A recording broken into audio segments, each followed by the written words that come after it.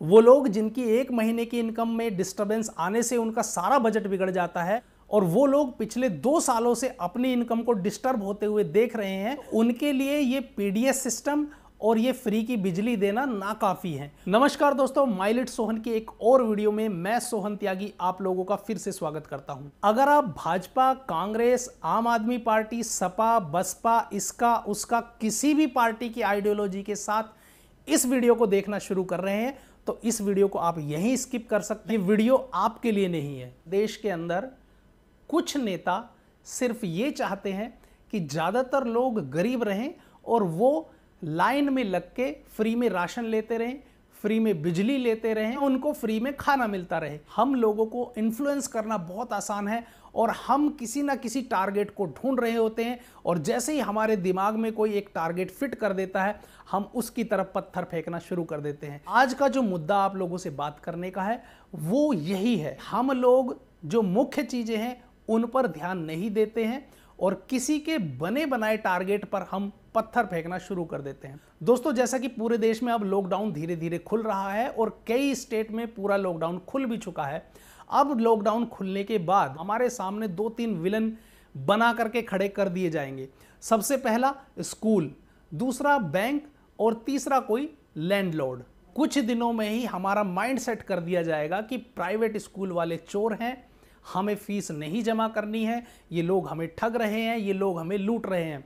ऐसे ही बैंक वालों के बारे में कहा जाएगा, क्योंकि ज़्यादातर लोगों ने 2 wheeler loan, car loan, home loan private bank से लिया हुआ है, और अब बैंकों को भी टारगेट किया जाएगा और हमारा माइंड सेट कर दिया जाएगा कि बैंक वाले चोर हैं, ये हमें ठग रहे हैं और इन्होंने जैसे सारे देश को लूट लिया है। और इसी तरह के 2-4 टारगेट हमारे सामने रख दिए जाएंगे और हम मेन मुद्दे से हटकर सिर्फ इन लोगों को टारगेट करना शुरू कर देंगे। दोस्तों, इकोनॉमी एक दूसरे से परस्पर रूप से जुड़ी हुई होती है। अगर हम बैंक की ईएमआई नहीं भरेंगे तो बैंक एम्प्लॉय को सैलरी कहां से मिलेगी, बैंक कहां से चलेगा। और आप लोग जानते ही हैं कि किस तरीके से बैंकों का एनपीए बढ़ जाता है, और बैंक के निजीकरण के बारे में एक वीडियो भी बनाई है, आप उसे जरूर देखना। ऐसे ही स्कूल फीस ना भरने के लिए हम लोगों को उकसाया जाएगा। जो लोग सक्षम नहीं हैं उनके बच्चे सरकारी स्कूल में पढ़ते हैं और उनके ऊपर फीस का किसी भी तरह का, मैं समझता हूं, कोई बर्डन नहीं पड़ने वाला। लेकिन जिनके बच्चे प्राइवेट स्कूल में पढ़ते हैं उन लोगों को अब फीस ना देने के लिए उकसाया जाएगा, उन लोगों को बहकाया जाएगा कि आप फीस ना जमा करें। लेकिन अगर आप लोग फीस जमा नहीं करेंगे तो उस प्राइवेट स्कूल में जितने भी लोग काम करते हैं, जो टीचर है, जो ड्राइवर है, जो माली है, जो सिक्योरिटी गार्ड है, उन लोगों की सैलरी कहाँ से जाएगी। इस तरीके से हम फीस ना जमा करके या अपनी ईएमआई ना जमा करके हम अपने ही जैसे लोगों का नुकसान करेंगे। लेकिन अगर हम सब मिलकर के कुछ छोटे छोटे प्रयास करें तो इस महामारी से निकला जा सकता है। सबसे पहले तो सरकार से मेरा अनुरोध है कि सभी के बिजली के बिल लगभग 3 महीने के माफ कर देने चाहिए। दूसरी चीज, जो व्यापार करने वाले हैं, बिजनेसमैन हैं, उनको जीएसटी भरने की जो तारीख है उसको 6 महीने और एक्सटेंड करना चाहिए, जैसे पहले भी कई बार बढ़ाई जा चुकी है, और उस पर किसी भी तरह की लेट फीस या पेनल्टी चार्ज नहीं करनी चाहिए। जिन लोगों ने किसी तरह का 2 व्हीलर, 4 व्हीलर या घर फाइनेंस किया हुआ है और उसकी कई सारी किश्तें रुक चुकी हैं, उन लोगों के लिए एक बहुत बड़ी समस्या खड़ी हो चुकी है। इसमें भी सरकार को पूर्ण रूप से इंटरफेयर करना पड़ेगा, क्योंकि अगर वो अपनी ईएमआई रोकेंगे तो उन पर पेनल्टी लगेगी। अगर सरकार इसमें बैंक पर प्रेशर डालती है तो वहाँ बैंक का नुकसान होगा।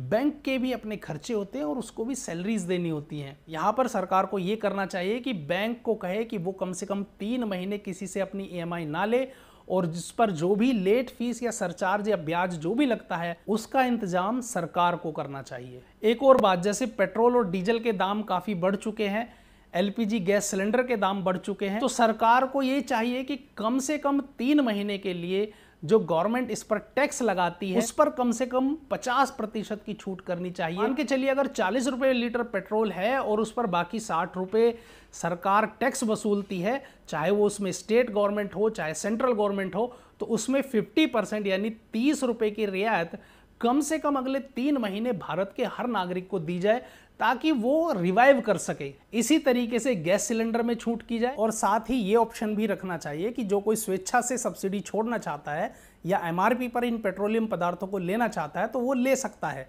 जैसे कि पहले भी लोगों ने एलपीजी सिलेंडर पर सब्सिडी अपनी इच्छा से छोड़ी थी। स्कूल फीस की अगर बात करें तो स्कूल की तरफ से भी ये होना चाहिए कि उनको फीस जमा करने में फ्लेक्सिबिलिटी दी जाए, इंस्टॉलमेंट में वो फीस जमा कर सकते हैं, किसी भी तरह की लेट फीस ना ली जाए, और अगर हो सके तो स्कूल 10 से 20% की उसमें छूट कर दे। सरकार से भी अनुरोध है कि स्कूलों को भी टैक्स में रिबेट दी जाए और उनके भी बिजली के बिल माफ किए जाएं, ताकि वो ऐसा करने में परेशानी ना महसूस करें।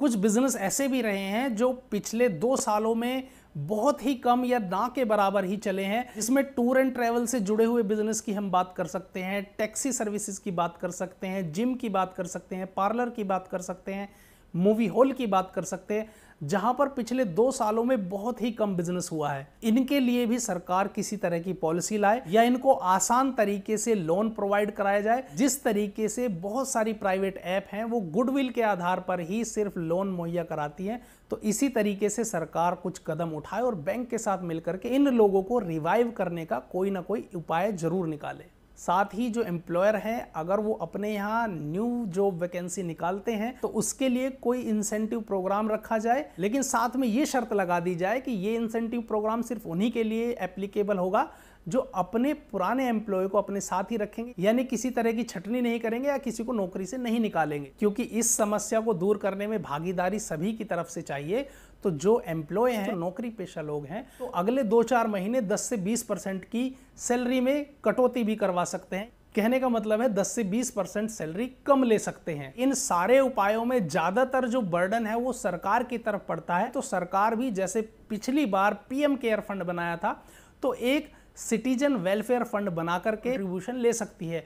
जो बड़े बड़े बिजनेसमैन हैं, जो सेलिब्रिटी हैं, जो क्रिकेटर हैं, वो लोग या जो लोग सक्षम हैं वो इसमें अपनी इच्छा अनुसार कंट्रीब्यूट कर सकते हैं। जैसे पिछली बार भी पीएम केयर फंड में कई सौ करोड़ रुपए का फंड लोगों ने दान में दिया था। इसी के साथ ही जितने भी गवर्नमेंट एम्प्लॉय हैं उनकी सैलरी से 10 से 20% काटा जाए, क्योंकि उनकी सैलरी एक भी महीने नहीं रुकी है, उनका काम एक भी महीने नहीं रुका है। इसके अलावा सभी एमपी, सभी एमएलए, मुख्यमंत्री, प्रधानमंत्री, सभी की सैलरी से कुछ ना कुछ कंट्रीब्यूशन इस फंड के अंदर डाला जाए और इस तरीके से इस फंड का इस्तेमाल इन जगहों पर किया जाए, तब जाकर के समस्याएं दूर की जा सकती हैं। ये देश सारे देशवासियों का है और उन सभी देशवासियों की समस्या हमारी सरकार को और हम लोगों को सुननी चाहिए। और जब तक ये सामूहिक प्रयास मैं, आप, सरकार और हर वो भारत का नागरिक मिलकर के नहीं करेगा, तब तक ये समस्या दूर नहीं हो सकती है। वो लोग जिनकी 1 महीने की इनकम में डिस्टरबेंस आने से उनका सारा बजट बिगड़ जाता है, और वो लोग पिछले 2 सालों से अपनी इनकम को डिस्टर्ब होते हुए देख रहे हैं, उनके लिए ये पीडीएस सिस्टम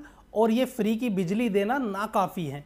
उनके लिए बड़े स्तर पर और जमीनी स्तर पर सुधार करने होंगे, तभी सारे देशवासियों की हालत सुधर सकती है। दोस्तों, जो संदेश मैं आप लोगों को देना चाहता था, मैं उम्मीद करता हूं वो संदेश आप लोगों को मिल चुका होगा। माइलेट सोहन की आज की वीडियो में बस इतना ही। नमस्कार, जय हिंद, वंदे मातरम।